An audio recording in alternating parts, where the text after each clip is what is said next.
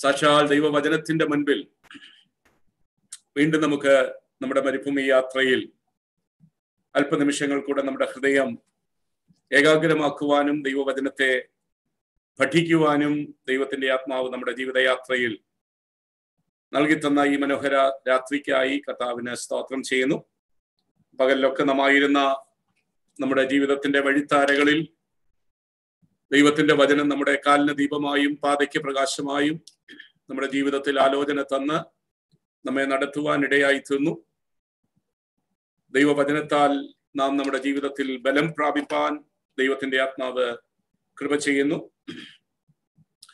ഈ കാലഘട്ടങ്ങളിൽ നാം കേൾക്കുകയും ധ്യാനിക്കുകയും ചെയ്യുന്ന തിരുവചനങ്ങൾ നമ്മളെ കർത്താവിങ്കിലേക്ക് വിനയും അടുപ്പിക്കുവാൻ നിത്യതയെക്കുറിച്ചുള്ളതായിരിക്കുന്ന ആഴമേറിയ ഉൾബോധം നമ്മുടെ ജീവിതത്തിൽ പകർന്ന പ്രത്യാശ തന്ന് അനുദിനം നമ്മുടെ ആത്മീക മനുഷ്യൻ ബലപ്പെടുവാനും വിശുദ്ധ ജീവിതത്തിലേക്ക് പിന്നെയും അതിന്റെ വളർച്ചയിലേക്ക് നാം നടത്തപ്പെടുവാനും ദൈവാത്മാവ് നമുക്ക് കൃപ ചെയ്യട്ടെ. നാം ഈ ദിവസങ്ങളിൽ ഒരുമിച്ച് പഠിച്ചുകൊണ്ടിരിക്കുന്ന ടോപ്പിക്ക് നമുക്കെല്ലാവർക്കും അറിയാം. യോഹന്നാൻ എഴുതിയ 1-ാം ലേഖനം. നാം ഇപ്പോഴായിരിക്കുന്നത് അതിന്റെ 2-ാം അധ്യായത്തിന്റെ 19-ാമത്തെ വാക്യത്തിലാണ്. കഴിഞ്ഞ ക്ലാസ്സുകളിൽ അതിന്റെ 19 വരെയുള്ള വാക്യങ്ങളിൽ നിന്ന് തുടർമാനമായി ചിന്തിക്കുവാൻ, പഠിക്കുവാൻ, ചില ആത്മീയ സത്യങ്ങളെ ഗ്രഹിക്കുവാൻ ദൈവത്തിന്റെ പരിശുദ്ധാത്മാവ് നമുക്ക് അവസരം തന്നുവല്ലോ. 2-ാം അധ്യായത്തിലെ മുഖ്യമായ പ്രതിപാദ്യ വിഷയം നാം ദൈവത്തെ അറിയുന്നു എന്നതിൻ്റെ തെളിവുകൾ എന്തൊക്കെയാകുന്നു എന്നാണ്. 2-ാം അധ്യായത്തിൽ ആ അധ്യായം മുഴുവനായി വിശേഷാൽ അതിന്റെ 3 മുതലുള്ളതായിരിക്കുന്ന വാക്യങ്ങൾ നമ്മെ ഓർപ്പിക്കുന്നത്. അതിന്റെ 8 കാര്യങ്ങൾ ഈ അധ്യായത്തിൽ നിന്ന് കഴിഞ്ഞ ക്ലാസ്സുകളിലായിട്ട് ഞാൻ നിങ്ങളെ ഓർപ്പിക്കുവാൻ ഇടയായി തീർന്നു. 1, നാം അവന്റെ കൽപ്പനകളെ പ്രമാണിക്കുന്നതിനാൽ നാം ദൈവത്തെ അറിയുന്നു എന്ന് നമുക്ക് ഗ്രഹിപ്പാൻ കഴിയുന്നു. 2-ാമതായി, ക്രിസ്തു നടക്കുന്നത് പോലെ നാം നടക്കുന്നതിനാൽ. 3-ാമതായി, സഹോദരന്മാരെ സ്നേഹിക്കുന്നതിനാൽ.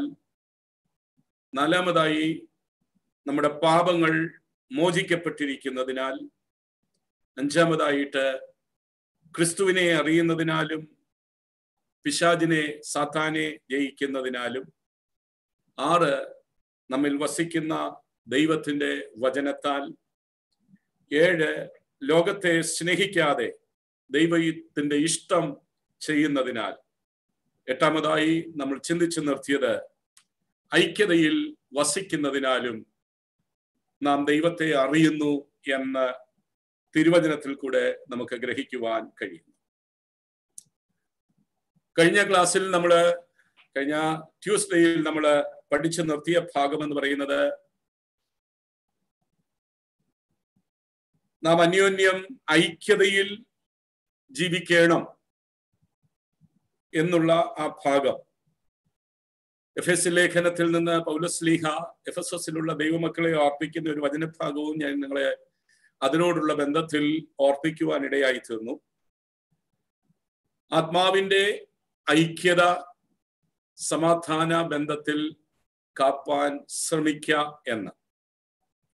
അപ്പോൾ ദൈവസഭയ്ക്കകത്ത് സമാധാനമുണ്ടാകുവാൻ ആത്മാവിന്റെ ഐക്യത, the unity in the spirit, ആത്മാവിലുള്ളതായിരിക്കുന്ന ആ ഐക്യത പരിശുദ്ധാത്മാവിനാൽ നാം നിറയപ്പെട്ടിരിക്കുന്നു. പരിശുദ്ധാത്മാവിന്റെ അഭിഷേകം നമ്മിലുണ്ട്.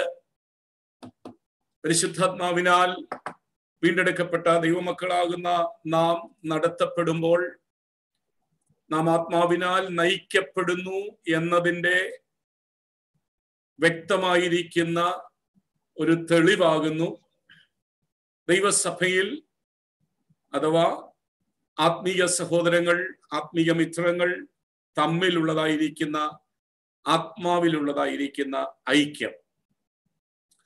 അതിന് വളരെ ഊന്നൽ കൊടുത്തുകൊണ്ട് ദൈവത്തിന്റെ ദാസനായിരിക്കുന്ന പൗലോസ്ലീഹ എഫെസസിലെ ദൈവമക്കളെ ഓർപ്പിക്കുന്നു. അതാകുന്നു കഴിഞ്ഞ ക്ലാസ്സിൽ നാം കാണുവാൻ ഇടയായിത്തീർന്നത്.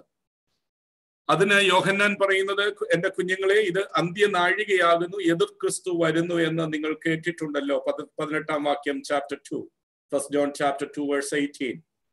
ഇപ്പോൾ അനേകം എതിർ ക്രിസ്തുകൾ എഴുന്നേറ്റിരിക്കുകയാൽ അന്ത്യനാഴികയാകുന്നു എന്ന് നമുക്കറിയാം. 19-ാം വാക്യം പറയുന്നു, അവർ നമ്മുടെ ഇടയിൽ നിന്ന് പുറപ്പെട്ടു എങ്കിലും നമുക്ക് ഉള്ളവരായിരുന്നില്ല. അവർ നമുക്കുള്ളവരായിരുന്നു എങ്കിൽ നമ്മോടുകൂടെ പാർക്കുമായിരുന്നു. എന്നാൽ എല്ലാവരും നമുക്കുള്ളവരല്ല എന്ന് പ്രസിദ്ധമാകേണ്ടത് അല്ലോ. സോ അവിടെ യോഹന്നാൻ പറയുന്നത്, എതിർ ക്രിസ്തുക്കൾ അന്ത്യനാഴികയാകുന്നു, ഇപ്പോൾ അനേകം എതിർ ക്രിസ്തുക്കൾ എഴുന്നേറ്റിരിക്കുകയാൽ അന്ത്യനാഴിക ആകുന്നു.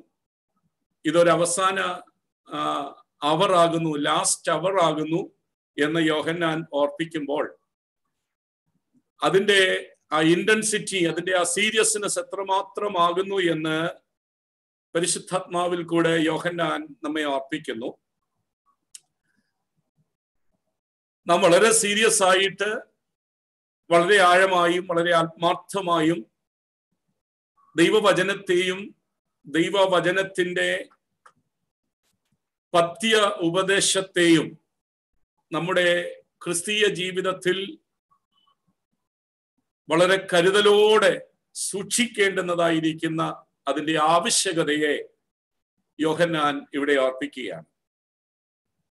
എന്നിട്ട് പറയുന്നു, ഈ എതിർ ക്രിസ്തുക്കൾ എന്ന് പറഞ്ഞിരിക്കുന്നത് കഴിഞ്ഞ ക്ലാസ്സിൽ ഞാൻ ഓർപ്പിച്ചു, സാത്താനെ ഉദ്ദേശിച്ചൊന്നുമല്ല അവിടെ പറഞ്ഞിരിക്കുന്നത്, മറിച്ച് സാത്താന്റെ ആത്മാവിനാൽ, ദൈവത്തിന്റെ ആത്മാവിനാൽ അല്ലാത്തതെല്ലാം പിശാചിന്റെ ആത്മാവിനാൽ ആകുന്നുവല്ലോ. അപ്പോൾ സാത്താന്റെ ആത്മാവിനാൽ, പിശാചിന്റെ ആത്മാവിനാൽ നയിക്കപ്പെടുന്നവർ ദുരുപദേശകന്മാരായിട്ട് മാറുന്നു. എന്ന് പറഞ്ഞാൽ ദൈവവചനത്തിനും ദൈവവചനത്തിന്റെ വ്യവസ്ഥിതികൾക്കും യേശു ക്രിസ്തുവിന്റെ കർത്തൃത്വത്തെയും ദൈവത്തെയും നിഷേധിച്ചുകൊണ്ട് അവരവരുടെ സ്വന്തം താല്പര്യങ്ങളുടെ നിവർത്തിക്കു വേണ്ടി, സ്വാർത്ഥ താല്പര്യങ്ങൾക്കായും അവരവർക്ക് മനോമുകുരത്തിൽ ചിന്തിച്ചു വന്ന ഉരുത്തിരിഞ്ഞു വരുന്ന ചിന്തകൾ ഉപദേശങ്ങളായും സ്ഥാപിക്കേണ്ടതിന് ജനത്തിന്റെ ഇടയിലേക്ക് കൺഫ്യൂഷൻസ് വരുത്തിക്കൊണ്ട്, സംശയങ്ങൾ ഇട്ടുകൊണ്ട്, ഏത് സ്വീകരിക്കണം, ഏത് സ്വീകരിക്കേണ്ട, ഏതാകുന്നു സത്യം, ഏതല്ല സത്യമല്ലാത്ത കാര്യം, ഇങ്ങനെയുള്ള സംശയങ്ങൾ ഇട്ടുകൊണ്ട് വിശ്വസിക്കത്തക്ക നിലയിൽ ദുരുപദേശങ്ങൾ പരത്തുന്നവർ, യോഹന്നാൻ പറയുന്നു, they have not come from outside but they have raised from us. നമ്മുടെ ഇടയിൽ നിന്ന് തന്നെ അങ്ങനെയുള്ളവർ പുനർജനിക്കുവാൻ, അല്ലെങ്കിൽ ജീവൻ പ്രാപിപ്പാനിടയായി തീർന്നു, ജനിക്കുവാനിടയായി. 19-ാം വാക്യം അങ്ങനെയാണ് പറയുന്നത്, അവർ നമ്മുടെ ഇടയിൽ നിന്ന് പുറപ്പെട്ടു എങ്കിലും നമുക്കുള്ളവരായിരുന്നില്ല. ദാറ്റ് മീൻസ് നാളുകളായിട്ട് അവർ നമ്മോട് കൂടെയുണ്ട്, വചനമൊക്കെ അവർ കേൾക്കുന്നുണ്ട്. പക്ഷെങ്കിൽ അവരവരുടെ ഇഷ്ടാനുസരണങ്ങൾക്കനുസരണമായ നിലയിൽ ദൈവവചനത്തെ വളച്ചൊടിക്കുവാനും ദൈവവചനത്തിന്റെ ആ യുണീക്ക്നെസ്സിനെ മറച്ചു വെച്ചുകൊണ്ട് എന്തൊക്കെയോ അവരവരുടേതായ താല്പര്യങ്ങൾക്കനുസരണമായി നീങ്ങേണ്ടതിന് ജനത്തെ ഉത്ബോധിപ്പിച്ച് വചനത്തെ ആ നിലകളിൽ കോട്ടിക്കളയുന്ന ധാരാളം ദുരുപദേശകന്മാർ, അവരവരുടെ ഇഷ്ടങ്ങൾക്കനുസരണമായി ജീവിക്കേണ്ടതിന് വചനത്തെ ആ നിലകളിൽ ഇന്റർപ്രറ്റ് ചെയ്തു കൊണ്ടുപോകുന്ന ദുരുപദേശങ്ങൾ, ഫോൾസ് ടീച്ചിങ്സ്, ഹെറസീസ്, ഇങ്ങനെയുള്ളതായിരിക്കുന്ന സമൂഹത്തെ മുഴുവൻ ഉദ്ദേശിച്ചുകൊണ്ട് യോഹന്നാൻ അപ്പോസ്തലൻ ഇവിടെ പറയുകയാണ്, എതിർ ക്രിസ്തുക്കൾ ഈ അന്ത്യനാഴികയിൽ ധാരാളം വരുവാനിടയായി. അവർ നമ്മുടെ ഇടയിൽ നിന്ന് തന്നെ പുറപ്പെട്ടു. നമ്മുടെ ഇടയിൽ ഉണ്ടായിരുന്നവരായിരുന്നുവെങ്കിലും അവർ നമുക്കുള്ളവരായിരുന്നില്ല.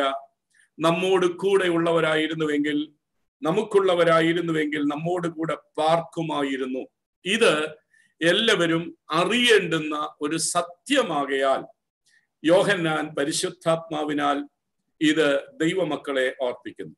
ഞാൻ ഈ ക്ലാസിന്റെ ഇൻട്രൊഡക്ഷൻ പറഞ്ഞ അവസരത്തിൽ പ്രാരംഭ ക്ലാസ്സിൽ അറ്റൻഡ് ചെയ്ത പ്രിയപ്പെട്ടവർക്കറിയാം, ഇതൊരു സഭയ്ക്ക് വേണ്ടിയോ ഒരു വ്യക്തിക്കോ അഡ്രസ് ചെയ്തുകൊണ്ടല്ല യോഹന്നാൻ ഈ ലേഖനം തുറക്കം കുറിക്കുന്നത്. തന്റെ കേൾവിക്കാരെല്ലാം വീണ്ടെടുക്കപ്പെട്ട ദൈവമക്കളാകുന്നു എന്നുള്ള ഉറപ്പ് വചനത്തിൽ നിന്നുള്ള തെളിവ് സഹിതം നാം ആ ഭാഗങ്ങൾ കണ്ടതാണ്. അപ്പോൾ വചനത്തിന്റെ മൂല്യം, വചനത്തിന്റെ നിസ്തുല്യമായ അനുഭവം, the uniqueness of the scripture, ദൈവവചനത്തിന്റെ തിരുവെഴുത്തുകളുടെ നിസ്തുല്യമായ അനുഭവം, പ്യൂരിറ്റി ഓഫ് ദ ഡോക്ട്രിൻ, ദൈവവചനത്തിന്റെ ഉപദേശങ്ങളുടെ വിശുദ്ധി, ഇവയൊക്കെ നാം കാത്തു സൂക്ഷിപ്പാൻ ബാധ്യസ്ഥരാണ്. യൂദയുടെ ഭാഷയിൽ പറഞ്ഞാൽ നാം വിശ്വാസത്തിനായി പോരാടേണ്ടവരാണ്. We have to fight to keep our faith, to defend our faith. നമ്മുടെ വിശ്വാസത്തെ നാം കാത്ത് സംരക്ഷിക്കുവാൻ നാം പോരാടേണ്ടവരാണ്.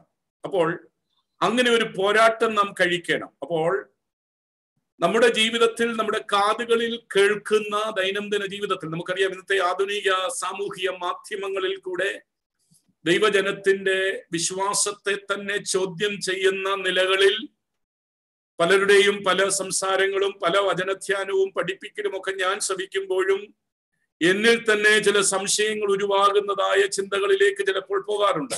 പക്ഷേ ഞാൻ പറഞ്ഞതിന്റെ അർത്ഥം, അപ്പോൾ ദൈവകൃപയിൽ നിൽക്കുന്ന നമ്മെ, ദൈവവചനത്തെ മനസ്സിലാക്കിയിട്ടുള്ള നമ്മുടെ ചിന്തകളെ പോലും സത്യവചനത്തിൽ നിന്നും സത്യ ഉപദേശത്തിൽ നിന്നും വ്യതിചലിപ്പിച്ച് കളയത്തക്ക നിലയിൽ, നമുക്കത് വിശ്വസിക്കത്തക്ക നിലയിൽ മനോഹരമായി കൊണ്ടുവന്ന് പിക്ചറൈസ് ചെയ്യുന്ന, പ്രസന്റ് ചെയ്യുന്നതായിരിക്കുന്ന പഠിപ്പിക്കലുകൾ, ഉപദേശങ്ങളൊക്കെ ഈ കാലഘട്ടത്തിൽ വളർന്നുകൊണ്ടിരിക്കുമ്പോൾ, വീണ്ടെടുക്കപ്പെട്ട ദൈവമക്കളെ, ഇന്ന് രാത്രിയിൽ ഈ വചനത്തിലൂടെ എനിക്ക് ഉത്ബോധിപ്പിക്കുവാനുള്ളത്, നാം ഒത്തിരി തിയോളജി ഒന്നും പഠിച്ചില്ല എങ്കിലും നമ്മുടെ വിശ്വാസത്തെ കാത്ത് സംരക്ഷിച്ച് അതിൻ്റെ പ്യൂരിറ്റിയിൽ നാം നിന്ന് അന്ത്യം വരെയും ഈ മരുഭൂമി യാത്രയിൽ പിന്മാറിപ്പോകാതെ, തളർന്നു പോകാതെ, അവിശ്വസിക്കാതെ, ദുരുപദേശങ്ങളിൽ അകപ്പെട്ടു പോകാതെ, ദൈവവചനത്തിന്റെ നിസ്തുല്യമായ അനുഭവങ്ങളെ നമ്മുടെ ജീവിതത്തിൽ കാത്തു സൂക്ഷിച്ച് ഒന്നുകിൽ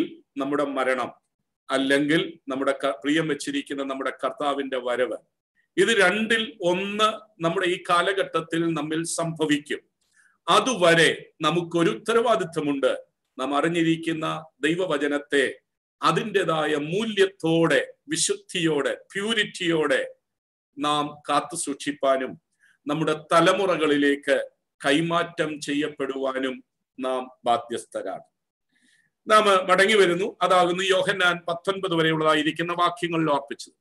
അതിന്റെ 20-ാമത്തെ വാക്യം, 2-ാം അധ്യായത്തിന്റെ 20ഉം 21ഉം വാക്യങ്ങൾ നാം വായിക്കുമ്പോൾ ആ ഭാഗത്ത് പറഞ്ഞിരിക്കുന്നത്, നാം ദൈവത്തെ അറിയുന്നു എന്നതിന്റെ 9-ാമത്തെ തെളിവ് യോഹന്നാൻ പറയുകയാണ്.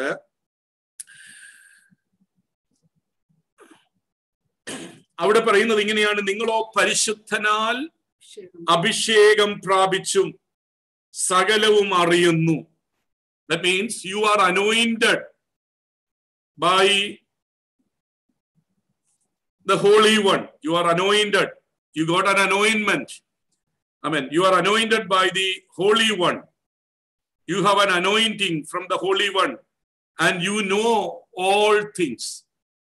അപ്പോൾ ദൈവത്തെ നാം അറിയുന്നു എന്നതിന്റെ 9-ാമത്തെ തെളിവ് ഈ അധ്യായത്തിൽ നിന്ന് യോഹന്നാൻ നമുക്ക് തരുന്നത്, ആത്മാവിന്റെ അഭിഷേകവും സത്യവും നമ്മിൽ ഉള്ളതിനാൽ. ഞാൻ ഒന്നുകൂടെ പറയുന്നു, we are anointed by the Holy Spirit. So the anointing is in us, and at the same time we know the truth, and we are supposed to follow the truth which we know. because we are anointed by the Holy Spirit, and because we know the truth, we are obliged, we are supposed to obey this truth. We are supposed to keep this anointment and truth. അങ്ങനെ നാം അത് പാലിക്കുന്നതിനാൽ ദൈവത്തെ നാം അറിയുന്നു എന്നതിൻ്റെ വ്യക്തമായ തെളിവാകുന്നു അവിടെ പറയുന്നത്. 20-ാം വാക്യം പറയുന്നു, you are I mean because but you have an anointing from the Holy One and you know all things. നിങ്ങളോ പരിശുദ്ധനാൽ അഭിഷേകം പ്രാപിച്ചു എന്ന് സകലവും അറിയുന്നു. അപ്പോൾ അതിൽ നിന്ന് ഒരു കാര്യം യോഹന്നാൻ ഓർപ്പിക്കുന്നത്, നിങ്ങൾ ദുരുപദേഷ്ടാക്കന്മാരിൽ നിന്നും വ്യത്യസ്തരാണ്. കാരണം അങ്ങനെ ഞാൻ പറയാൻ കാരണം 19-ാം വാക്യം പറഞ്ഞത്, ഈ ദുരുപദേഷ്ടാക്കന്മാർ വെളിയിൽ നിന്ന് വന്നവരല്ല, അവർ നമ്മുടെ ഇടയിൽ പാർത്തവരാ. യോഹന്നാൻ അതാ പറയുന്നത്, അവർ നമ്മുടെ ഇടയിൽ ഉണ്ടായിരുന്നു, പക്ഷെ അവർ നമുക്കുള്ളവരായിരുന്നില്ല. അപ്പോൾ മേ ബി ഒരേ കോൺഗ്രിഗേഷനിൽ, ഒരേ സൊസൈറ്റിയിൽ, മേ ബി നമുക്ക് പറയാം ഒരേ സഭയ്ക്കകത്ത്, ഒരേ കുടിവരവിൽ ഒക്കെ ഉള്ളവരാ. പക്ഷേ there is a difference between those people and you. നിങ്ങളും അവരും തമ്മിൽ ഒരു വ്യത്യാസമുണ്ട്. What is that difference? What differentiates you from them and you? അവരിൽ നിന്ന് നിങ്ങളെ വേർതിരിക്കുന്നത് എന്താണ്, വ്യത്യാസം വരുത്തുന്നത് എന്താണ്? യോഹന്നാൻ വളരെ കൺഫേംഡ് ആയിട്ട് പറയുന്നു, that difference is the anointment which you have is from the Holy One. And not only that, you know the truth and you are supposed to obey that truth. അപ്പോൾ നിങ്ങളിലുള്ളതായിരിക്കുന്ന അഭിഷേകം പരിശുദ്ധനാലാകുന്നത് കൊണ്ട് നിങ്ങൾ ആ ദുരുപദേഷ്ടാക്കന്മാരിൽ നിന്നും വ്യത്യസ്തരാണ്. അപ്പോൾ ദൈവത്താൽ നാം അഭിഷക്തരാണ്, ദൈവത്താൽ നാം അഭിഷേകം പ്രാപിച്ചവരാണ്. 2 കൊരിന്ത്യൻസിലേക്ക് വരുമ്പോൾ പൗലോസ് ശ്ലീഹ ഇങ്ങനെ ഓർപ്പിക്കുന്നുണ്ട്. 2 കൊരിന്ത്യൻസ് ചാപ്റ്റർ 1 വേഴ്സ് 21, അതിന്റെ 2 കൊരിന്ത്യ ലേഖനം 1-ാം അധ്യായത്തിന്റെ 21-ാമത്തെ വാക്യം നിങ്ങളുടെ ശ്രദ്ധയിലേക്ക് ഞാൻ കൊണ്ടുവരുന്നു. അവിടെ പറയുന്നത് ഇങ്ങനെയാണ്, yes, now he who establishes with you in Christ and has anointed us is God. മലയാളത്തിൽ നമ്മൾ വായിക്കുന്നത്, ഞങ്ങളെ നിങ്ങളോടുകൂടെ ക്രിസ്തുവിൽ ഉറപ്പിക്കുന്നതും നമ്മെ അഭിഷേകം ചെയ്തതും ദൈവമല്ലോ. നോക്കിയേ, so we are having a fellowship with the apostles. പൗലോസ് അപ്പോസ്തലൻ പറയുക, ഞങ്ങളെ നിങ്ങളോടുകൂടെ ക്രിസ്തുവിൽ ഉറപ്പിക്കുന്നതും നമ്മെ അഭിഷേകം ചെയ്തതും ദൈവമല്ലോ. സോ പൗലോസ് പറയുന്നത്, അപ്പോസ്തലന്മാര് ആയിരിക്കുന്ന ഞങ്ങളെ നിങ്ങളോടുകൂടെ ക്രിസ്തുവിൽ ഉറപ്പിക്കുന്നു. So he established us with you in Christ. ഞങ്ങളെയും നിങ്ങളെയും ഒരുപോലെ ക്രിസ്തുവിൽ ഉറപ്പിക്കുന്നതും. അടുത്ത പദം പറയുന്നത് ഇങ്ങനെയാണ്, ഞങ്ങളുടെ മേലും നിങ്ങളുടെ മേലും എന്നതിന് ഒറ്റ വേർഡ് അദ്ദേഹം യൂസ് ചെയ്യുന്നത് ഇങ്ങനെയാണ്, നമ്മെ അഭിഷേകം ചെയ്തതും ദൈവമല്ലോ. അടുത്ത പദം പറയുന്നു, അവൻ നമ്മെ മുദ്രയിട്ടും ആത്മാവെന്ന അച്ചാരം നമ്മുടെ ഹൃദയങ്ങളിൽ തന്നുമിരിക്കുന്നു. അപ്പോൾ യോഹന്നാൻ പറയുന്നു, അപ്പോസ്തലനായിരിക്കുന്ന പൗലോസ് ശ്ലീഹ പറയുന്നു, we the children of God, we are anointed by the Holy One. And അടുത്ത വാക്യം പറയുന്നത് that we are sealed by the Holy Spirit. ദൈവത്തിന്റെ ആത്മാവിനാൽ നമ്മെ മുദ്രയിട്ടിരിക്കുന്നു, ആത്മാവിന്റെ അച്ചാരം നമുക്ക് നൽകിയിരിക്കുന്നു. അത് വ്യക്തമാക്കുന്നത് that proves that we are the anointed one. നാം അഭിഷക്തരാകുന്നു എന്നതിന്റെ വ്യക്തമായ ഒരു തെളിവ് യോഹന്നാൻ നമ്മെ പഠിപ്പിക്കുന്നു, അപ്പോസ്തലനായ പൗലോസ് ശ്ലീഹ നമുക്ക് നൽകുന്നു. എന്ന് പറഞ്ഞാൽ നാം ഈ ദുരുപദേശം പഠിപ്പിക്കുന്നവരിൽ നിന്നും തികച്ചും വ്യത്യസ്തരാണ്.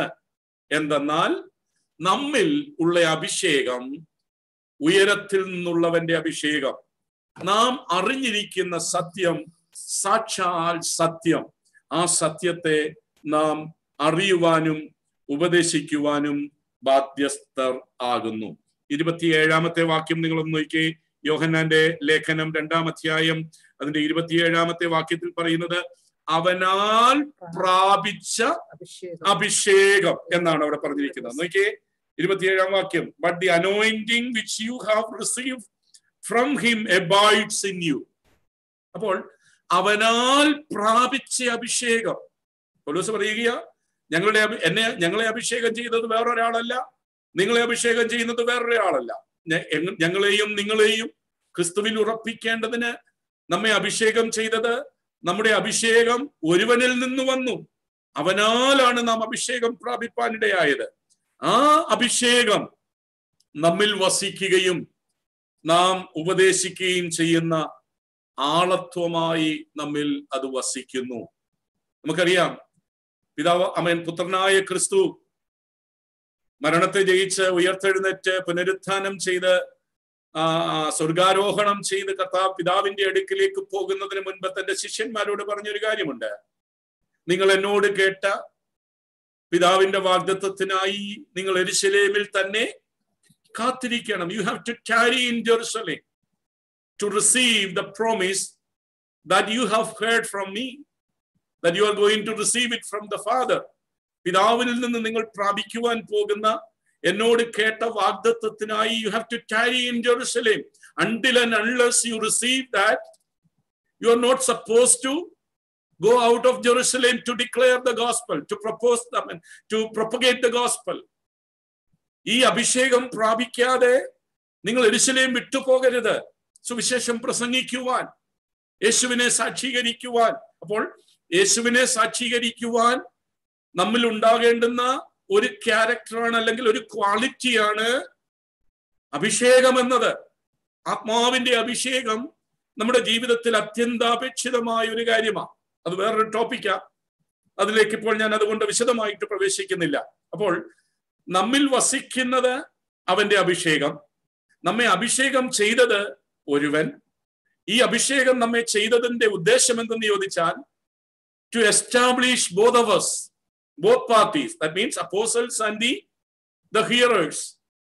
അപ്പോസ്തലന്മാരെയും തന്നെ തങ്ങളെ കേൾക്കുന്നവരെയും എന്ന് പറഞ്ഞാൽ നമ്മെയും ഒരുപോലെ അഭിഷേകം ചെയ്തിരിക്കുന്നത് ഒരാളാകുന്നു. നാം പ്രാപിച്ചിരിക്കുന്ന അഭിഷേകം ഒരിടത്തു നിന്നാകുന്നു, അതിന്റെ ഒറിജിൻ ഒരിടത്തു നിന്നാണ്. അതുകൊണ്ടാണ് കർത്താവ് പറഞ്ഞത്, ഞാൻ പോകുന്നത് നിങ്ങൾക്ക് പ്രയോജനം, ഞാൻ പോകാഞ്ഞാൽ കാര്യസ്ഥൻ, the counselor won't come to you. കാര്യസ്ഥൻ നിങ്ങളുടെ അടുക്കൽ വരികയില്ല. പാരാക്ലീറ്റോസ്, കാര്യസ്ഥൻ നിങ്ങളുടെ അടുക്കൽ വരികയില്ല. അവൻ വന്നു കഴിഞ്ഞാൽ നിങ്ങൾ ചെയ്യുന്നത് എന്താ? He will guide you in all truth. അവൻ നിങ്ങളെ സകല സത്യത്തിലും വഴി നടത്തും. That means you will be able to understand the whole truth, because the truth is abiding in you and he himself is the truth. അവൻ തന്നെ സത്യമാണ്, ആ സത്യം നിങ്ങളിൽ വസിക്കുന്നു. Because that truth is abiding in you, that truth will help you to follow, to know the truth. That Paracletos will help you to know the truth and obey the truth. ആ നിങ്ങളിൽ വസിക്കുന്ന പരിശുദ്ധാത്മാവ്, നിങ്ങളിലേക്ക് വരുന്ന പരിശുദ്ധാത്മാവ്. So എങ്ങനെ നമുക്ക് അറിയുവാൻ കഴിയും if we are anointed, whether we are anointed or not, whether the Holy Spirit is dwelling in us or not? How can we recognize it? How can we realize it? Simple thing. Do we know the truth and do we practice the truth? Simple thing. നാം സത്യം അറിയുന്നുണ്ടോ? നാം സത്യം നമ്മുടെ ജീവിതത്തിൽ practice ചെയ്യുന്നുണ്ടോ? അർത്ഥസത്യത്തെ അല്ല അവിടെ പറയുന്നത്, പൂർണ്ണമായ സത്യത്തെ, 100% truth. ഞാൻ തന്നെ വഴിയും സത്യവും ജീവനും ആകുന്നു എന്ന് പറഞ്ഞ. അപ്പോൾ 20-ാം വാക്യം പറയുകയാണ്, നിങ്ങൾ സകലവും അഭിഷേകം പ്രാപിച്ച് നിങ്ങൾ സകലവും അറിയുന്നു. നിങ്ങൾ സകലവും അറിയുന്നു എന്ന് പറഞ്ഞാൽ രക്ഷയ്ക്കും ക്രിസ്തീയ ജീവിതത്തിനും അത്യാവശ്യമായ എല്ലാ കാര്യങ്ങളും പൊതുവായി നിങ്ങൾക്ക് ഉള്ളതിനാൽ ജ്ഞാനവാദികൾക്കും ജ്ഞാനമതം നോസ്റ്റിക് തിയറിക്കും നിങ്ങളെ തെറ്റിച്ച് കളയുവാൻ നടക്കുന്നതായിരിക്കുന്ന ഉന്നം വെച്ച് നടക്കുന്ന ദുരുപദേഷ്ടാക്കന്മാരുടെയും തിയറികളെ നിങ്ങൾ മനസ്സിലാക്കി അതുമായി നിങ്ങൾക്ക് ബന്ധമില്ല എന്നും അത് നിങ്ങൾക്ക് ആവശ്യമില്ല എന്നും നിങ്ങൾ അറിയുന്നു. എഫെസ്യ ലേഖനത്തിൽ പൗലോസ്ലീഹ ലേഖനം എഴുതുമ്പോൾ ഇങ്ങനെ ഓർപ്പിക്കുന്നുണ്ടല്ലോ, അവൻ ചിലരെ അപ്പോസ്തലന്മാരായും ചിലരെ പ്രവാചകന്മാരായും ചിലരെ ഉപദേഷ്ടാക്കന്മാരായും ചിലരെ സുവിശേഷകന്മാരായും ചിലരെ ഇടയന്മാരായും തിരഞ്ഞെടുത്തിരിക്കുന്നു. എന്തിനാണ് അത് തിരഞ്ഞെടുത്തിരിക്കുന്നത് എന്ന് അടുത്ത ഭാഗം പറയുന്നു. എഫെസ്യ ലേഖനം 4-ാം അധ്യായം, book of Ephesians chapter 4 versus 11 onwards, 11 മുതലുള്ളതായിരിക്കുന്ന വാക്യങ്ങളിലാണ് ആ ഭാഗം പറയുന്നത്. നോക്കിയേ, book of Ephesians chapter 4 versus 11 onwards. അവൻ ചിലരെ അപ്പോസ്തലന്മാരായും ചിലരെ പ്രവാചകന്മാരായും, all are not apostles and all are not prophets, ചിലരെ സുവിശേഷകന്മാരായും, all are not evangelists, ചിലരെ ഇടയന്മാരായും, all are not pastors, ഉപദേഷ്ടാക്കന്മാരായി നിയമിച്ചിരിക്കുന്നു. ശ്രദ്ധിക്കണമേ, നമുക്ക് ഈ ക്രിസ്തീയ സമൂഹത്തിന് പറ്റിയിട്ടുള്ള ഒരു പരാജയം കൂടെ എന്തെന്ന് ചോദിച്ചാൽ ഈ വാക്യത്തെ നാം വ്യക്തമായിട്ട് മനസ്സിലാക്കാത്തത് കൊണ്ടാണ്. നമുക്ക് കോമൺ ആയിട്ട് ഒരൊറ്റ വേർഡ് ആരെ കണ്ടാലും നമ്മൾ വിളിക്കുന്ന വൈറ്റ് ഷർട്ടും ക്ലീൻ ഷേവും ബൈബിളും കയ്യിലുണ്ടെന്നുണ്ടെങ്കിൽ ഇല്ലെങ്കിലും ശരി, നമ്മൾ കോമൺലി ലേബലൈസ് ചെയ്തിരിക്കുന്നത് എന്താ? Pastor. Whether he is having the theological background or not, അതൊന്നും നമുക്ക് ബാധകമല്ല. We call him blindly, we address pastor. അത് നമ്മുടെ ഒരു കോമൺ പ്രാക്ടീസ് ആയി മാറി. That is one of the utter failure which happened in the church. ദൈവസഭയ്ക്ക് പറ്റിയിരിക്കുന്ന പരാജയങ്ങളിൽ ഒന്നാണത്. Because we don't segregate all these people. നമ്മൾ ഇവരെ ഒന്ന് വേർതിരിച്ച് മനസ്സിലാക്കുന്നില്ല, നമ്മൾ അറിയുന്നില്ല. ഇവിടെ പൗലോസ്ലീഹ പറഞ്ഞിരിക്കുന്നത് all are not apostles, all are not prophets,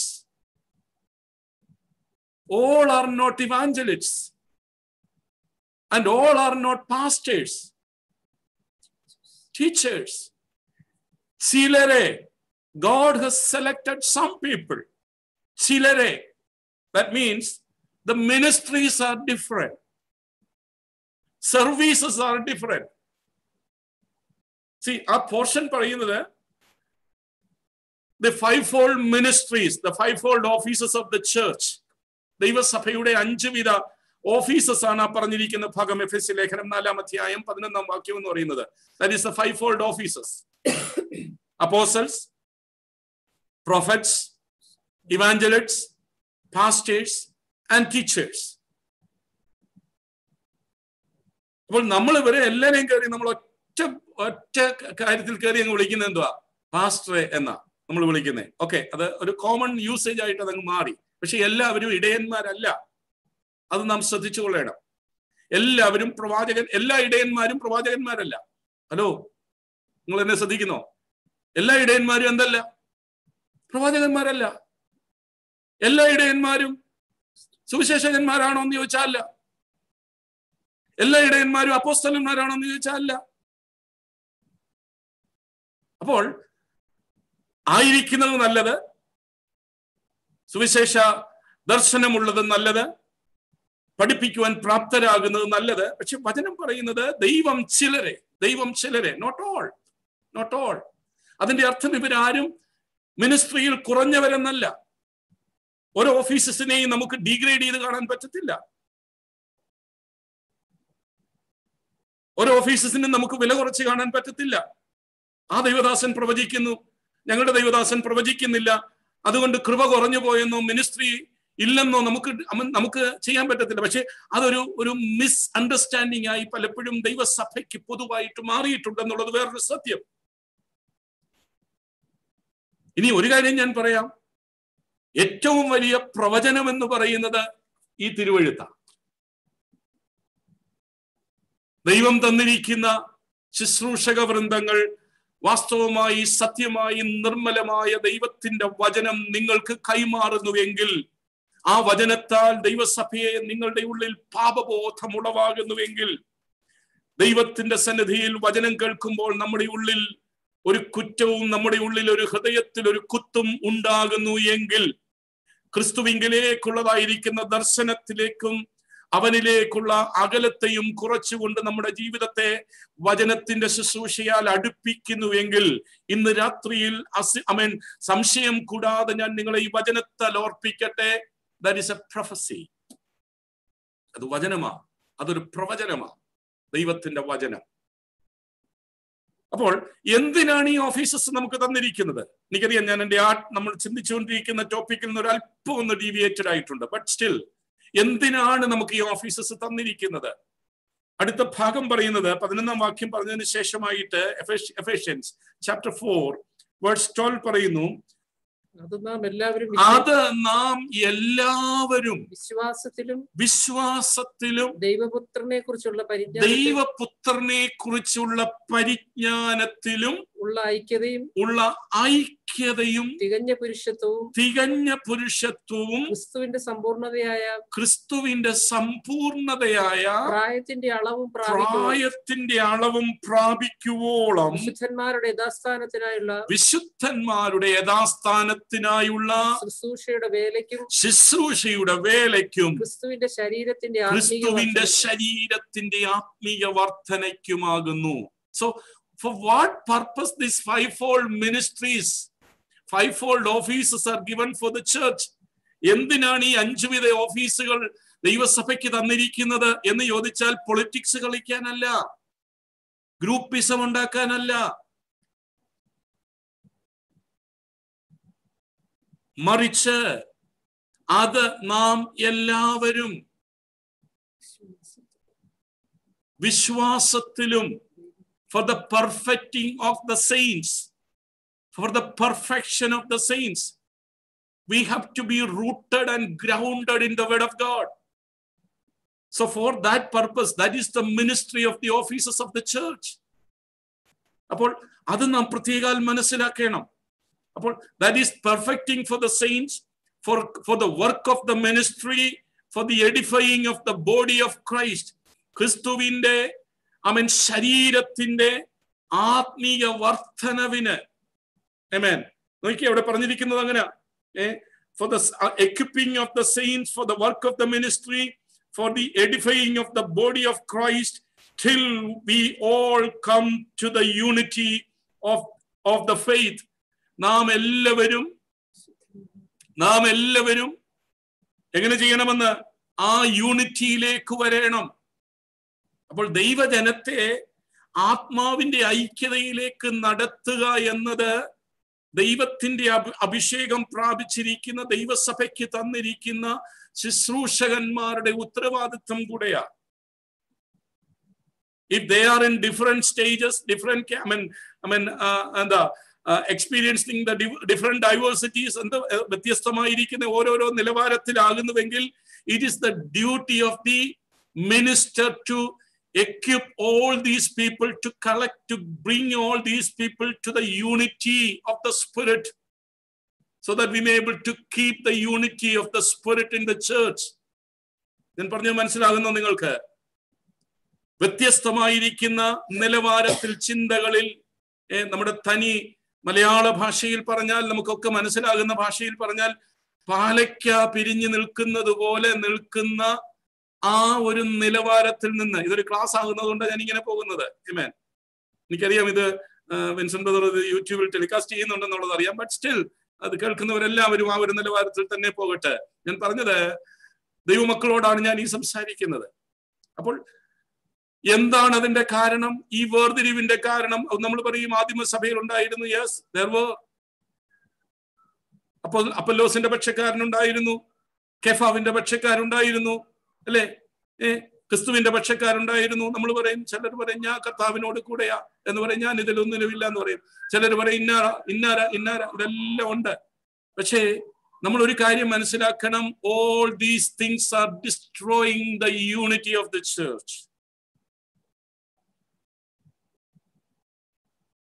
That may help you to satisfy your self, ambitions, your self motivations. പക്ഷെ ഒരു കാര്യം ഇന്ന് രാത്രിയിൽ എന്നെ കേൾക്കുന്ന വിശ്വസ്തരായ ദൈവമക്കളോട് ഞാൻ ഓർപ്പിക്കട്ടെ. നമ്മുടെ വ്യക്തി താല്പര്യങ്ങളുടെ പൂർത്തീകരണം നടത്താനുള്ള ഒരിടമല്ല ദൈവത്തിന്റെ സഭ. ഇന്ന് രാത്രിയിൽ പരിശുദ്ധാത്മാവ് ആ ഒരു സത്യം നിങ്ങളെ ഓർപ്പിക്കുവാൻ എന്നെ ഉത്ബോധിപ്പിക്കുന്നത് കൊണ്ട് ഞാൻ വ്യക്തമായി ഓർപ്പിക്കുകയാണ്. എന്താകുന്നു നമ്മുടെ ഉദ്ദേശം? നാം എല്ലാവരും ആത്മാവിന്റെ ഐക്യതയിൽ, ക്രിസ്തുവിന്റെ ഭയത്തിൽ, തികഞ്ഞ സ്നേഹത്തിൽ, ആത്മാവിന്റെ ഐക്യതയിൽ നാം വളർച്ച പ്രാപിപ്പാൻ ഇടയാകണം. ഞാൻ മടങ്ങി വരട്ടെ. അപ്പോൾ ഈ സത്യം നിങ്ങൾ അറിയുവാൻ കാരണം നിങ്ങളെ പഠിപ്പിച്ച ഉപദേശത്തിൽ നിന്ന്. അപ്പോൾ സത്യ ഉപദേശം നിങ്ങൾക്ക് ലഭിച്ചു. യോഹന്നാൻ പറയുക, സത്യ ഉപദേശം നിങ്ങൾക്ക് ലഭിച്ചതിനാൽ, because you received the pure doctrine and you know the pure truth and you have the anointment from the heaven, from the above. ഉയരത്തിൽ നിങ്ങൾക്ക് അഭിഷേകമുണ്ട്. and the anointing is same, the anointing which we have and the anointing which you are having. ഞങ്ങളിലുള്ളതും നിങ്ങളിലുള്ളതും അഭിഷേകം ഒരിടത്തു നിന്നും ഒരുവനാലുമാകയാൽ, ആമേൻ, അവനാൽ നാം പ്രാപിച്ചിരിക്കുന്ന അഭിഷേകം, അതിന് വ്യത്യാസമില്ല. അതുകൊണ്ട് ആ അഭിഷേകം നമ്മെ സകല സത്യത്തിലേക്കും നടത്തും. ദുരുപദേശങ്ങളെ തിരിച്ചറിയുവാൻ ഈ ദിവസങ്ങളിൽ ദൈവത്തിന്റെ ജനം പ്രാപ്തരായി തീരണം. അതിന് we have to meditate the word of God. ഞാൻ ഒന്നുകൂടെ പറയട്ടെ, വചനം വായിച്ചു വിടുകയല്ല, you have to meditate the word of God. ദൈവവചനത്തെ ധ്യാനിക്കുന്നവരായി നാം തീരണം. എങ്കിൽ മാത്രമേ നമുക്ക് ആമേൻ ഈ ദുരുപദേശത്തിൽ നിന്ന് മുക്തി പ്രാപിപ്പാൻ ഇടയാകുകയുള്ളൂ. അതുകൊണ്ട് അവിടെ പറയുക, 21-ാം വാക്യം പറയുന്നു, നിങ്ങൾ സത്യം അറിയായിക കൊണ്ടല്ല ഞാൻ നിങ്ങൾക്ക് ഇത് എഴുതുന്നത്, നിങ്ങൾ അറിയുകയാലും ഭോഷ്ക് ഒന്നും സത്യത്തിൽ നിന്ന് വരായികയാലും അത്രേ ഞാൻ നിങ്ങൾക്ക് ഇത് എഴുതുന്നത്. യോഹന്നാൻ പറയുക, നിങ്ങൾക്കിതൊന്നും അറിയാൻ വയ്യാത്തത് കൊണ്ടല്ല ഞാൻ നിങ്ങൾക്ക് ഇത് എഴുതുന്നത്, മറിച്ച് ഇത് എഴുതുവാനുള്ള രണ്ട് കാരണം. ഒന്ന്, because you know the truth. ആമേൻ, സ്തോത്രം. രണ്ടാമത്തെ കാര്യം, ആമേൻ, and that no lie is of the truth. ആമേൻ, ഭോഷ്ക് ഒന്നും സത്യത്തിൽ നിന്ന് വരായികയാലും ഞാൻ നിങ്ങൾക്ക് ഇത് എഴുതുവാൻ ഇടയാകുന്നു. അപ്പോൾ ആത്മാവിന്റെ അഭിഷേകവും സത്യവും നമ്മിൽ ഉണ്ട് എന്ന് നാം മനസ്സിലാക്കുന്നതിലൂടെ കർത്താവ് നമ്മിൽ ഉണ്ട്, നാം ദൈവത്തെ അറിയുന്നു എന്ന് നമുക്ക് മനസ്സിലാക്കുവാൻ കഴിയും. ഇനി അതിന്റെ അടുത്ത വാക്യങ്ങളിലേക്ക് വരുന്നു. 22-ഉം 23-ഉം വാക്യങ്ങൾ, വേഴ്സസ് 22 and 23.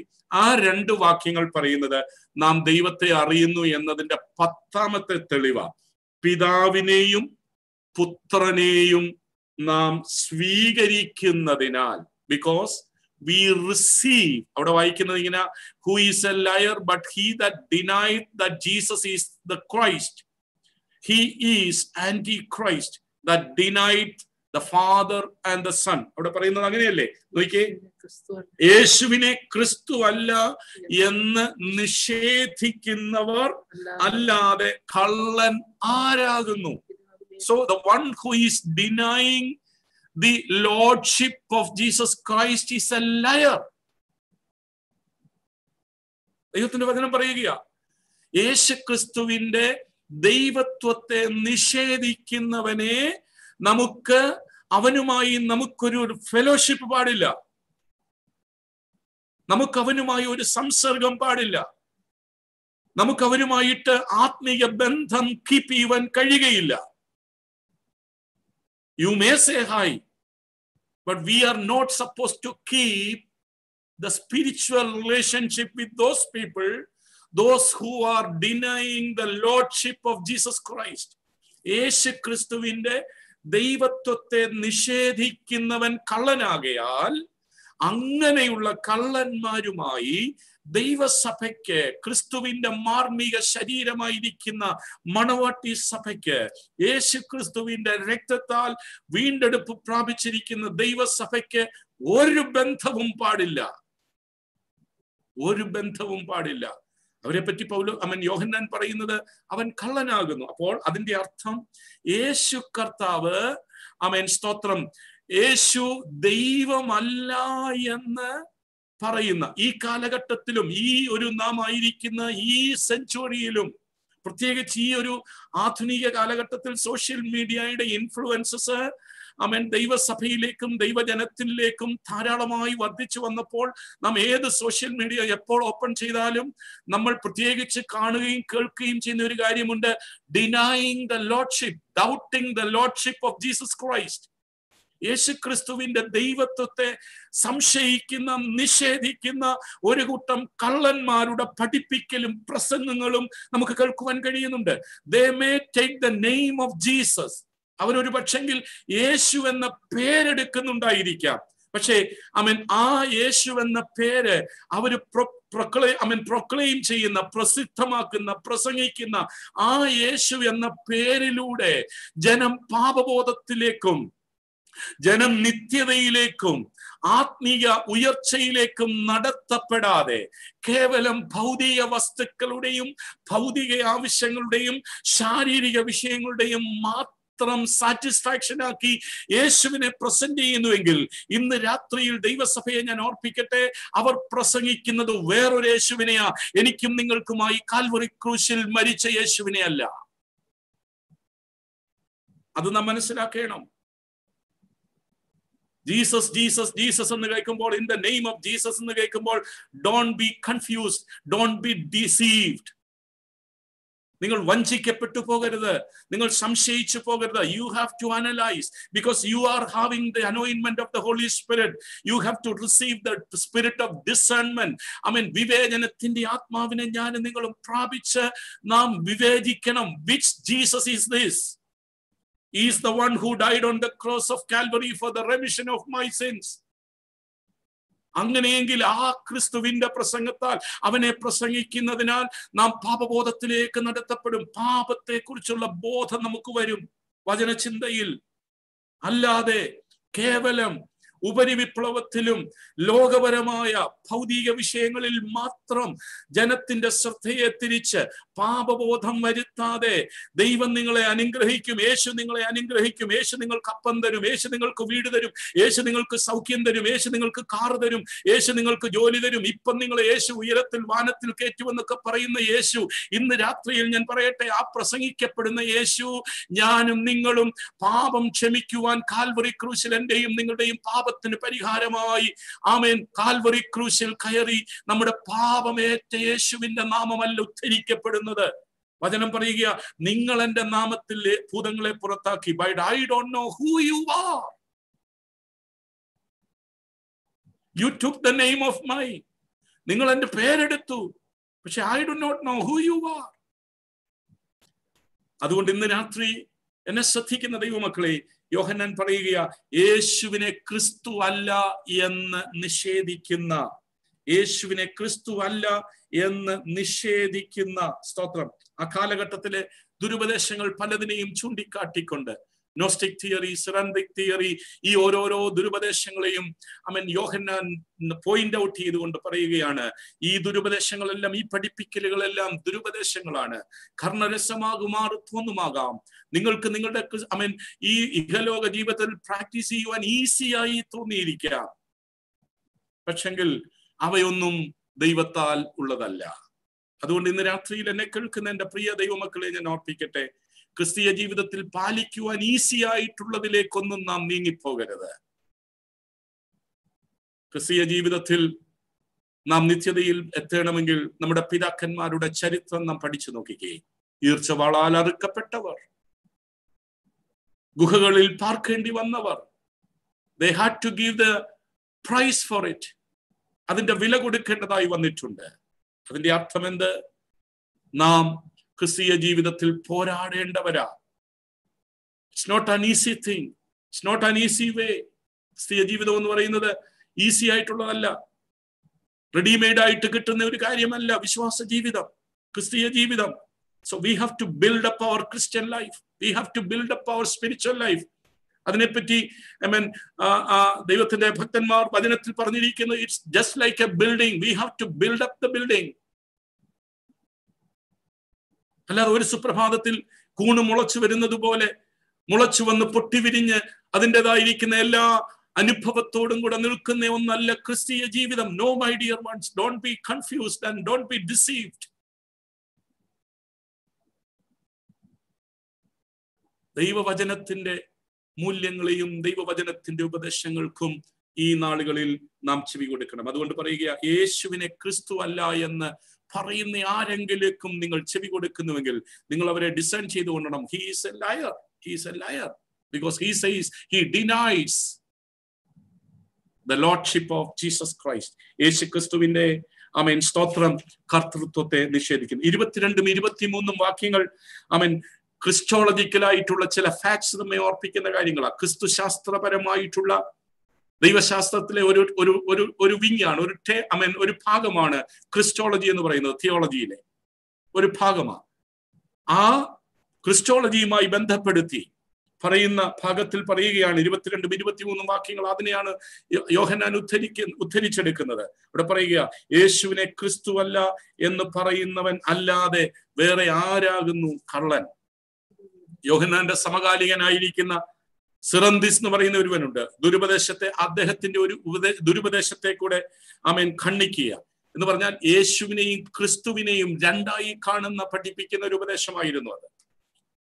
ഞാൻ യൂദായുടെ ലേഖനം പഠിപ്പിച്ച അവസരത്തിൽ ആ ക്ലാസ്സിൽ അറ്റൻഡ് ചെയ്ത പ്രിയപ്പെട്ടവർക്കറിയാം, ഞാൻ ആ തിയറി എന്തായിരുന്നു എന്ന് ഞാൻ എക്സ്പ്ലെയിൻ ചെയ്തിരുന്നു. യൂദായുടെ ലേഖനം ഞാൻ കഴിഞ്ഞ വർഷം അതിന്റെ കംപ്ലീറ്റ് ചെയ്തില്ല. നമ്മുടെ വെക്കേഷനും അങ്ങനെയുള്ള കാര്യങ്ങൾ വന്നതുകൊണ്ട് അത് കംപ്ലീറ്റ് ചെയ്യാൻ പറ്റിയില്ല. എന്നാൽ ആ ഭാഗത്തിന്റെ ഇൻട്രഡക്ഷൻ, യൂദായുടെ ലേഖനത്തിന്റെ ഇൻട്രഡക്ഷൻ ഞാൻ തന്നപ്പോൾ ഞാൻ ആ ഭാഗം, ആ ദുരുപദേശത്തെ ഞാൻ നിങ്ങളെ ഓർപ്പിക്കുവാൻ, അന്ന് അറ്റൻഡ് ചെയ്ത പ്രിയപ്പെട്ടവരെ ഓർപ്പിക്കുവാനിടയായി. അപ്പോൾ ഇവിടെ പറയുകയാണ്, യേശുവിനെ ക്രിസ്തു അല്ല എന്ന് നിഷേധിക്കുന്നവൻ അല്ലാതെ ആരാകുന്നു കള്ളൻ? ആമേൻ. അടുത്ത പദം പറയുന്നു, പിതാവിനെയും പുത്രനെയും നിഷേധിക്കുന്നവൻ തന്നെ എതിർ ക്രിസ്തു. So the easy way to find out the false teachers, the easy way to find out the antichrist, എതിർ ക്രിസ്തുക്കളെ കണ്ടെത്തുവാൻ ഈസി മാർഗം അവിടെ പറഞ്ഞിരിക്കുക. They denied the Father, they denied the Son. പുത്രനെ നിഷേധിക്കുന്നവന് പിതാവില്ല. 23ആം വാക്യം പറയുക, ആമേൻ. പുത്രനെ നിഷേധിക്കുന്നവന് പിതാവില്ല. The one whosoever denieth the Son, the same has not the Father, and he that acknowledgeth the Son hath the Father also.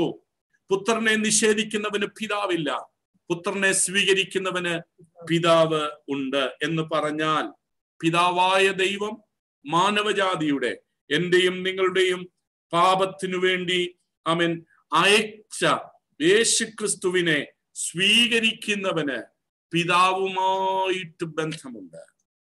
എന്നെ കണ്ടവൻ പിതാവിനെ കണ്ടിരിക്കുന്നു, ഞാനും പിതാവും ഒന്നാകുന്നു. യേശു കർത്താവിന്റെ പൗരോഹിത്യ പ്രാർത്ഥന യോഹന്നാന്റെ സുവിശേഷത്തിൽ നാം കാണുന്നുണ്ട്.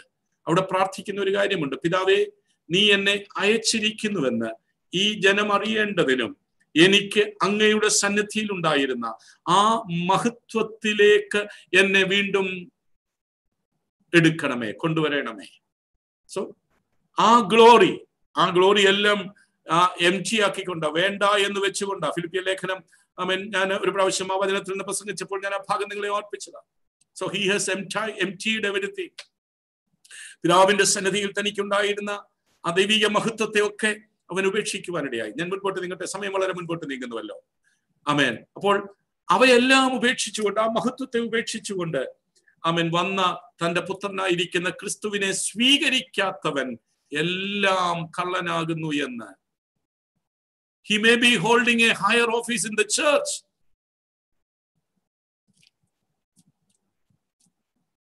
മനസ്സിലാകുന്നു? He may be holding a higher office in the spiritual realm, in the Christendom.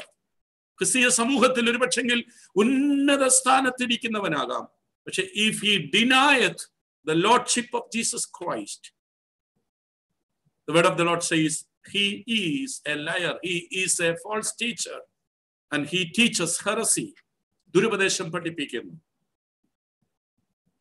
അതുകൊണ്ട് കേൾക്കുന്ന വചനത്തെ, ഇന്ന് രാത്രിയിൽ ഞാൻ പഠിപ്പിക്കുന്ന വചനത്തെയും നിങ്ങൾ ബ്ലൈൻഡ്ലി വിശ്വസിക്കരുത്.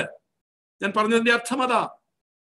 ഞാൻ പഠിപ്പിക്കുന്ന വചനത്തെയും you have to enquire whether it is right or not, whether it is according to the word of God or not. ദൈവത്തിന്റെ വചനത്തിന്റെ അനുസരണമോ അല്ലാതെയോ എന്ന് ശോധന ചെയ്യുവാൻ നിങ്ങൾ ബാധ്യസ്ഥരാ. അല്ലാതെ ഞങ്ങളുടെ മാത്യു ടി സാമുവേൽ പാസ്റ്റർ പഠിപ്പിക്കുന്നു, അതുകൊണ്ട് ബ്ലൈൻഡ്ലി ഞങ്ങൾ അത് വിശ്വസിക്കുന്നു. No my dear ones, you have an obligation, you have a duty to enquire whether it is right or not, whether it is on the basis of the word of God, ദൈവവചനത്തിന്റെ അടിസ്ഥാനത്തിലോ എന്ന് ശോധന ചെയ്യുവാൻ. ബെരോവയിലുള്ളവരെ കുറിച്ച് അങ്ങനെയാ പറയുന്നത്. ബെരോവയിലുള്ളവരെ കുറിച്ച്, ബെരോവയിലുള്ള ദൈവമക്കൾ എന്ത് ചെയ്തെന്നാ വൈകുന്നേ? അവിടെ നിന്ന് നിങ്ങളൊന്ന് പറഞ്ഞ്, നിങ്ങളുടെ ചുണ്ടനക്കുന്നതിൽ നിന്ന് എനിക്ക് മനസ്സിലാകും നിങ്ങൾ പറയുന്ന വാക്യം കറക്റ്റ് ആണോ അല്ലയോ എന്ന്. ബെരോവയിലുള്ളവർ എങ്ങനായിരുന്നു? അവർ ദൈവവചനം അങ്ങനെയോ എന്ന് ദിനം പ്രതി ശോധന ചെയ്തുകൊണ്ടേയിരുന്നു. They had examined the word of God, the scripture, whatever they were taught, whatever they were delivered, whether it is അങ്ങനെ തന്നെയോ എന്ന് ഡെയിലി, ദിനം പ്രതി. That means they were having a journey through the word of God every day. എല്ലാ ദിവസവും അവർക്ക് ദൈവവചനത്തിലൂടെ ഒരു യാത്രയുണ്ടായിരുന്നു. ഞാൻ എൻ്റെ മക്കളെ, ഇന്ന് പകലിൽ ഞാൻ ഈ രാത്രിയിൽ ഈ അധ്യായം പൂർത്തീകരിക്കണമെന്ന് ഓർത്തതാ. പക്ഷെങ്കിൽ ഇങ്ങനെയുള്ള ചില ടോപ്പിക്കുകളിലേക്ക് നമ്മൾ കയറുമ്പോൾ ഇച്ചിരി ഡീപ്പായിട്ടും ഇച്ചിരി ചിന്തിച്ചും പോകേണ്ടതുകൊണ്ട്, ആമേൻ, സ്തോത്രം, അങ്ങനെ നമുക്ക് ചില പോർഷൻസിൽ നിൽക്കേണ്ടതായിട്ടുണ്ട്. അപ്പോൾ പുത്രനെ നിഷേധിക്കുക, 23-ാം വാക്യം നാം വായിച്ച് അവിടെ ക്ലോസ് ചെയ്യാൻ പോകുക. പുത്രനെ നിഷേധിക്കുന്നവന് പിതാവില്ല, പുത്രനെ സ്വീകരിക്കുന്നവന് പിതാവ് ഉണ്ട്. സ്തോത്രം. പുത്രനെ നിഷേധിക്കുന്നവന് പിതാവില്ല. ആമേൻ, സ്തോത്രം. എന്ന് പറഞ്ഞാൽ യേശു ദൈവപുത്രനും കർത്താവുമാണെന്നുള്ളത് നിരസിക്കുന്ന ഒരു വ്യക്തിക്കും വീണ്ടും ജന്മം പ്രാപിക്കുവാനോ പാപത്തിൽ നിന്ന് രക്ഷയോടുള്ളത് അടുക്കുവാനോ രക്ഷ നേടുവാനോ സാധ്യമല്ല. എന്ന് പറഞ്ഞാൽ they denied Christ. യേശുവിനെ അവർ നിഷേധിക്കുന്നു. അങ്ങനെയുള്ളവർക്ക് ക്രിസ്തുവിനെ അറിയുവാൻ കഴിയുകയില്ല എന്നാണ് ദൈവത്തിന്റെ വചനം നമ്മെ പഠിപ്പിക്കുന്നത്. അപ്പോൾ പുത്രനെ നിഷേധിക്കുക എന്ന് പറഞ്ഞാൽ യേശുക്രിസ്തുവിന്റെ ദൈവപുത്രത്വവും ശരീരധാരണവും ക്രിസ്തീയ സത്യങ്ങളുടെ അടിസ്ഥാന ശിലകളാണ്. They are the basic stone. The incarnation of our Lord Jesus Christ and the lordship, divinity, ഇതെല്ലാം എന്ന് പറയുന്നത് ദൈവസഭയുടെ അടിസ്ഥാന ശിലകളാണ്. അതിനെ മാറ്റാൻ പറ്റത്തില്ല. അവയുടെ മേലാണ് ദൈവസഭ ബിൽഡപ്പ് ചെയ്തപ്പെട്ടിരിക്കുന്നത്. അതിനെ നിഷേധിക്കുക എന്ന് പറഞ്ഞാൽ, യോഹന്നാൻ ഇവിടെ പറയുകയാണ്, ആ കാലഘട്ടത്തിൽ ഉണ്ടായിരുന്ന ജ്ഞാനവാദത്തെ, നോസ്റ്റിക് തിയറിയെ പൂർണ്ണമായി റെഫ്യൂട്ട് ചെയ്തുകൊണ്ട് യോഹന്നാൻ പഠിപ്പിക്കുന്നു, അതെ, പുത്രനെ നിഷേധിക്കുന്നവന് പിതാവില്ല. He doesn't have any relationship with the Father because he denies the Son who has come from Father. പിതാവിൽ നിന്ന് വന്ന പുത്രനെ അവൻ നിഷേധിക്കുന്നതിനാൽ പിതാവുമായി യാതൊരു ബന്ധവുമില്ല. ആമേൻ. പുത്രനെ സ്വീകരിക്കുന്നവന് പിതാവുണ്ട്. And he who receiveth the Son is having the relationship, fellowship with the Father. അതിന്റെ അർത്ഥം ക്രിസ്തുവിനെ അംഗീകരിക്കുകയും ഏറ്റുപറയുകയും ചെയ്യുന്നവർക്ക് മാത്രമേ പിതാവുമായിട്ടുള്ള ബന്ധം ഉണ്ടാകുകയുള്ളൂ. പിതാവായ ദൈവത്തോട് നമുക്ക് ബന്ധമുണ്ടാകണമെങ്കിൽ we have to receive, we have to accept the one who has come from above, the one who has sent by the heavenly Father. പിതാവായ ദൈവത്താൽ അയക്കപ്പെട്ടവനെ സ്വീകരിക്കാത്ത ആർക്കും പിതാവുമായി ബന്ധമില്ല. ആകയാൽ ഇന്ന് രാത്രി ഈ വചനം ശ്രദ്ധിച്ച എൻ്റെ പ്രിയരെ, ഞാൻ നിങ്ങളെ ഓർപ്പിക്കട്ടെ, ദുരുപദേശങ്ങളുടെ വലിയൊരു പ്രവാഹം ഈ കാലഘട്ടങ്ങളിൽ അതിന്റെ ശബ്ദം ഒരുപക്ഷെങ്കിൽ നമ്മുടെ കാതുകളിൽ മറ്റുള്ള സോഷ്യൽ മീഡിയാസിലൂടെ വന്ന് വല്ലാതെ വന്ന് കയറുന്നുണ്ടാകാം. പക്ഷേ don't be confused, don't be deceived. Enquire the word of God whether they are right or not, whether it is written in the word of God. ദൈവവചനത്തിൽ അങ്ങനെ രേഖപ്പെടുത്തിയിട്ടുണ്ടോ? യേശുക്രിസ്തുവിന്റെ ദൈവത്വത്തെയും കർത്തൃത്വത്തെയും നിഷേധിക്കുന്നവരാണോ? യേശുവിനെ ദൈവമെന്ന് അംഗീകരിക്കുന്നുണ്ടോ ഇല്ലയോ എന്ന് നാം ശോധന ചെയ്യണം. ആമേൻ. അല്ലാത്തതെല്ലാം ദൈവത്താൽ ഉള്ളതല്ല, അല്ലാത്തതെല്ലാം പിശാചിനാൽ വരുന്നു. ആമേൻ. അല്ല, അങ്ങനെയുള്ളതിനെയെല്ലാം ഒറ്റ വാക്കിൽ നമുക്ക് വിളിക്കുവാൻ പറ്റും. ഓൾ ആർ കൾട്ട് ഹെറസീസ്, ദുരുപദേശകം. ആമേൻ. ദുരുപദേശം പഠിപ്പിക്കുന്ന ദുരുപദേശകന്മാരായി മാറുന്നു. ആകയാൽ ഈ ദിവസങ്ങളിലുള്ള ദൈവവചന പഠനം നാം നമ്മുടെ കർത്താവുമായി കുറച്ചുകൂടെ അടുക്കുവാൻ, യേശുവിനെ കുറച്ചുകൂടെ അറിയുവാൻ, വചനത്തെ കുറച്ചുകൂടെ നാം മനസ്സിലാക്കുവാൻ, നമ്മുടെ വിശുദ്ധ ജീവിതം കുറച്ചുകൂടെ അനുഗ്രഹമായ നിലയിൽ കർത്താവ് ആഗ്രഹിക്കുന്ന നിലവാരത്തിലേക്ക് നാം ആയിത്തീരേണ്ടതിന് നമ്മെ തന്നെ നമുക്ക് സമർപ്പിക്കുവാനും ഇടയായി തീരട്ടെ. നമ്മെ അതിനായി നമുക്ക് ഏൽപ്പിക്കുകയും പ്രാർത്ഥിക്കുകയും ചെയ്യാം. ദൈവമായ കർത്താവ് ഇന്ന് രാത്രി നമ്മെ അനുഗ്രഹിക്കുമാറാകട്ടെ. ഒരുമിച്ച് നാം ദൈവസന്നിധിയിൽ പ്രാർത്ഥിക്കുമ്പോൾ മോനച്ചായ